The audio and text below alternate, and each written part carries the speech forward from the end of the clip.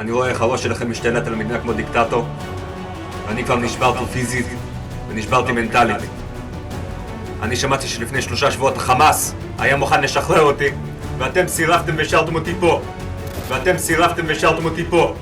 Gaza में कई महीनों से जारी भीषण सैन्य संघर्ष और रक्तपात के बाद इजराइल ने हमास को एक नई युद्ध विराम बंधक रिहाई डील का प्रस्ताव भेजा है और अब उसके जवाब का इंतजार कर रहा है। इस बार उम्मीद की जा रही है कि मिस्र, कतर और अमेरिका की मध्यस्थता से ये बातचीत किसी ठोस नतीजे तक पहुंच सकती है।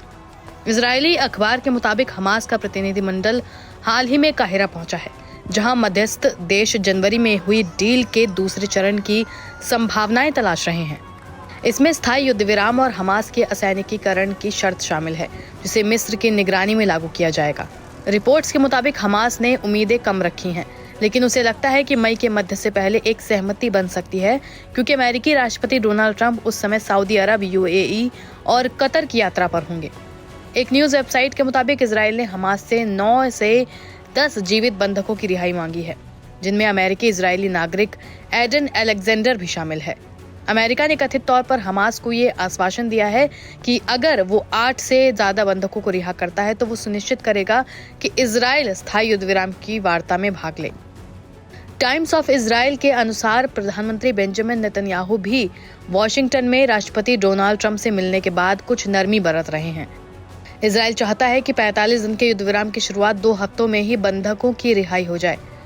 इजराइल ने यह भी संकेत दिया है कि हर बंधक के बदले रिहा किए जाने वाले कैदियों की संख्या में कटौती करेगा और साथ ही 16 मृत इजरायली बंधकों के शवों की वापसी की मांग की है।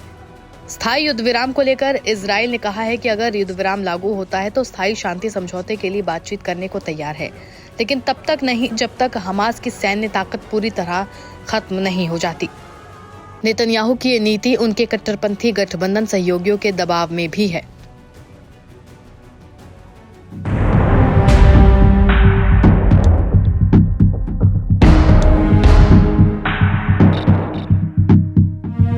अमेरिका और ईरान के बीच शनिवार को परमाणु कार्यक्रम को लेकर बातचीत हुई।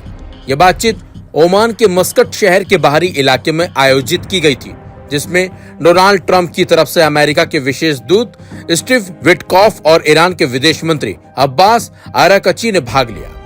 इस बैठक में ओमान के विदेश मंत्री की मध्यस्थता रही और दोनों पक्षों ने 19 अप्रैल को अगली वार्ता के लिए सहमति जताई है। इस वार्ता को लेकर अब चौंकाने वाली जानकारी सामने आई है। न्यूयॉर्क टाइम्स की रिपोर्ट है कि ईरान के सुप्रीम लीडर अयातुल्लाह खामेनाई पहले अमेरिका से परमाणु कार्यक्रम को लेकर कोई भी डील करने के पक्ष में नहीं थे, लेकिन ईरानी अधिकारियों ने खामेनाई को चेताया कि अगर हमने ट्रंप के आगे सरेंडर नहीं किया तो हमारे पास कुछ नहीं बचेगा, सरकार तो जाएगी ही, फिर तबाही से अपने भी दुनिया से छूटेंगे।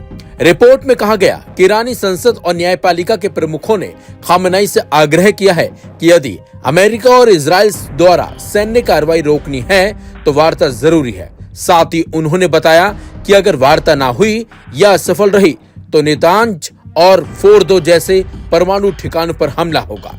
राष्ट्रपति मसूद पेजेश्कियन ने भी खामेनाई से कहा कि देश की आर्थिक और आंतरिक स्थिति अब युद्ध नहीं झेल सकती। दोनों देशों के बीच ये वार्ता दशकों से चले आ रहे तनावपूर्ण संबंधों में एक महत्वपूर्ण मोड़ हो सकती है। हालांकि वार्ता की सफलता इस बात पर निर्भर करेगी कि दोनों पक्ष कितनी ईमानदारी और लचीलापन दिखाते हैं। ये वार्ता एक सकारात्मक कदम है, लेकिन ट्रंप ने चेतावनी दी है कि अगर समझौता नहीं हुआ तो ईरान के परमाणु ठिकानों पर सैन्य कार्रवाई की जा सकती है। ईरानी अधिकारियों ने भी संकेत दिया है कि अगर वार्ता विफल होती है तो वे अपने यूरेनियम संवर्धन कार्यक्रम को हथियार स्तर तक बढ़ा सकते हैं। ईरानी अधिकारियों के दबाव में खामेनाई अमेरिका संग परमाणु कार्यक्रम को लेकर वार्ता पर मान तो गए, लेकिन उन्होंने कुछ शर्तें भी रखी हैं, जिसमें ईरान कुछ हद तक यूरेनियम संवर्धन काम करने और सख्त निगरानी पर बातचीत को तैयार है, लेकिन मिसाइल कार्यक्रम पर कोई चर्चा नहीं होगी, जो ईरान के अनुसार उसकी रक्षा नीति का हिस्सा है और यह अमेरिका के लिए एक डील ब्रेकर भी हो सकता है।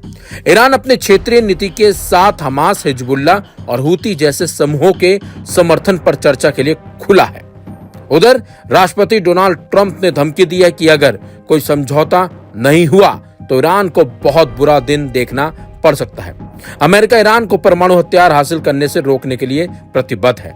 फिलहाल देखना होगा 19 अप्रैल को होने वाली वार्ता में क्या कुछ नतीजे अब निकलते हैं।